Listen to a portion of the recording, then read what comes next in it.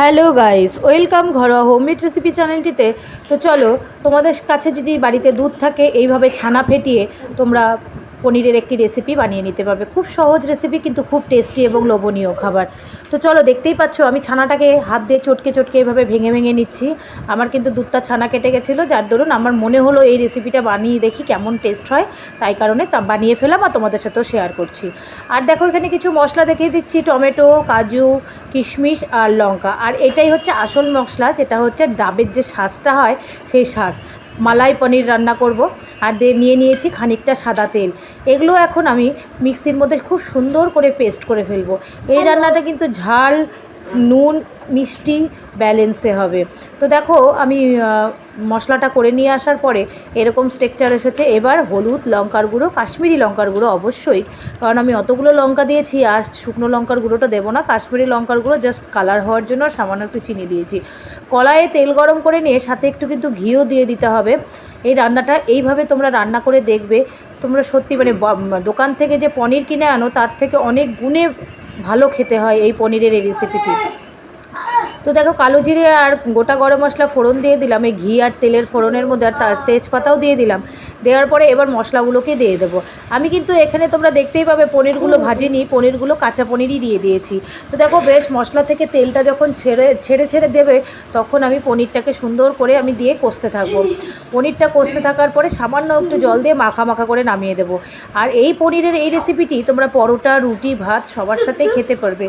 এত সুন্দর হয় খেতে, দারুণ হয় খেতে। তোমরা যদি বাড়িতে একবার বানিয়ে খাও তাহলে বুঝতে পারবে কেনা পনির আর খেতেই ইচ্ছে করবে না। বাড়িতেই দুধ ফাটিয়ে এইভাবে তোমরা পনিরের রেসিপিটি বারবার বানিয়ে খাবে। তো দেখো, তেল যখন ছেড়ে এসছে মশলা থেকে, আমি কিন্তু পনিরগুলোকে হাত দিয়ে একটু টুকরো টুকরো করে ভেঙে ভেঙে দিয়েছি। দিয়ে এবার একটু কষতে থাকবো।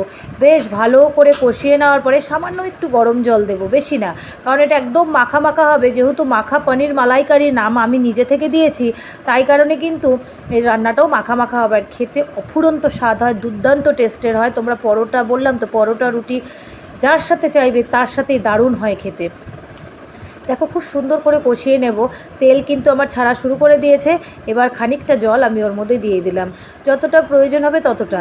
এটা কিন্তু খুব একটা ঝোল ঝোল ভালো লাগবে না, এটা এরকম মাখা মাখাই ভালো লাগবে খেতে। তো দেখো, আমি ফুটতে দিয়ে দিয়েছি। আর মাঝে মাঝে দেখো, আমার কিছু কিছু ওই মালাই বলতে কি ওই ডাবের শাঁসগুলো কিন্তু মিক্সির মধ্যে পেস্ট হয়নি, কিন্তু তাতে কি স্বাদ কিন্তু কোনো কমতি হবে না, স্বাদ একই রকম থাকবে। দেখো ফুটছে কি সুন্দর। আর তোমরা আমার ভিডিও কে কোথা থেকে দেখছো প্লিজ অবশ্যই কমেন্টে জানিও। আর কেমন লাগছে আমার ভিডিওগুলো দেখতে সেটাও জানিও। তো যাই হোক, দেখো পনিরটা বেশ টানার পর, কিছুটা জলটা টেনে আসার পর, আমি এর মধ্যে আবার গরম মশলা আর কিছুটা ঘি অ্যাড করে দিলাম, যাতে স্বাদটা আরও দ্বিগুণ হয়ে যায়। তো এই দেখো, এবার আমি নাড়িয়ে চাড়িয়ে বাটির মধ্যে নামিয়ে দেবো। কি সুন্দর হয়েছে কালারটি, সত্যি খেতে দারুণ হয়েছে। মনে হচ্ছে না একটা সন্দেশ ওখানে রাখা আছে। এটা কিন্তু সন্দেশ না, এটা পনির। তো যাই হোক, তোমরাও এভাবে বাড়িতে ট্রাই করো, আশা করি তোমাদেরও খুব ভালো লাগবে। একটা নতুনত্ব, অন্যরকম রেসিপি, পনিরের এরকম রেসিপি। তো আজকের মতন এটুকুই, আশা করি আবার আসছে নেক্সট কোনো ভিডিও না। ততক্ষণের মতো টাটা, বাই।